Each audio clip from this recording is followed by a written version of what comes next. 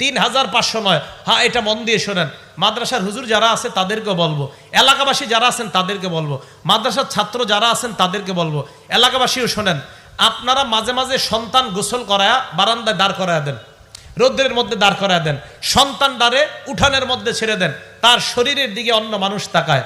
এরা ভালো করে শোনেন, সন্তানের শরীর যারা অন্যের সামনে খোলা রাখেন, অথবা আপনারা বয়স্ক যারা, আমরা বয়স্ক যারা, আমরাও যারা পুকুরের মধ্যে সবার সামনে গোসল করি, খুব সতর্ক হয়ে গোসল করা দরকার, শরীরে গামছা রাখা দরকার। কেন দরকার? হাদিসটা শোনেন, ইবনে মাজাহ 3509 নাম্বার হাদিস। নবীজি সাল্লাল্লাহু আলাইহি সাল্লামের জামানায় এক আশ্চর্য ঘটনা ঘটছে। কি ঘটছে? আমির ইবনে রবিআ, বলেন তো নামটা কি? আরেকটা নাম মনে রাখবেন, সাহাল ইবনে হুনাইফ। কি নাম? সাহাল ইবনে হুনাইফ। তো এই সাহাল ইবনে হুনাইফ গোসল করতেছে। মাররা আমির ইবনে রবিআ বিসাহাল ইবনে হুনাইফ রাদিয়াল্লাহু তাআলা আনহুমা। আমির ইবনে রবিআ সাহাল ইবনে হুনাইফের পাশ দিয়ে অতিক্রম করলেন। অতিক্রম করার সময় ওয়াহুয়া ইয়াগতাসিলু, সাহাল ইবনে হুনাইফ গোসল করতেছিলেন। সাহাল ইবনে হুনাইফ দেখতে বড় সুন্দর। সাহাল ইবনে হুনাইফকে দেখার পর আমির ইবনে রবিআর বক্তব্যটা ছিল এমন, লাম আরা কাল-ইয়াউম ওয়ালা জিলদা মুখাব্বাআতান। সাহাল ইবনে হুনাইফকে গোসলরত অবস্থায় এত সুন্দর আমি দেখলাম, এমন সুন্দর শরীর কোন পর্দার আড়ালের নারী কেউ দেখি না। কি বলল?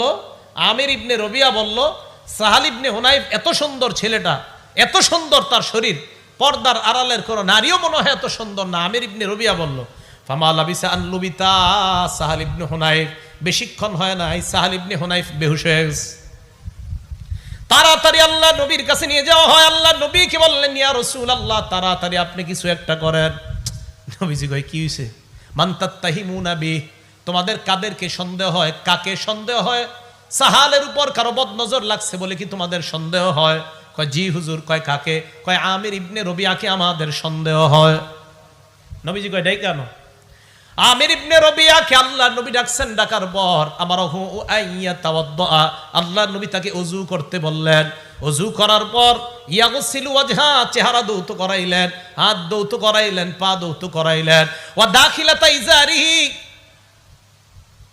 এবং ভিতরের গুপ্ত অঙ্গ এটাও ধৌত করাইলেন, কাপড়ের ভিতরের গুপ্ত অঙ্গটাও ধৌত করাইলেন। সুম্মা আমারহু আইয়া সুব্বা আলাই, এরপর নবীজি বললেন অতিরিক্ত, কেউ কেউ বলেন যে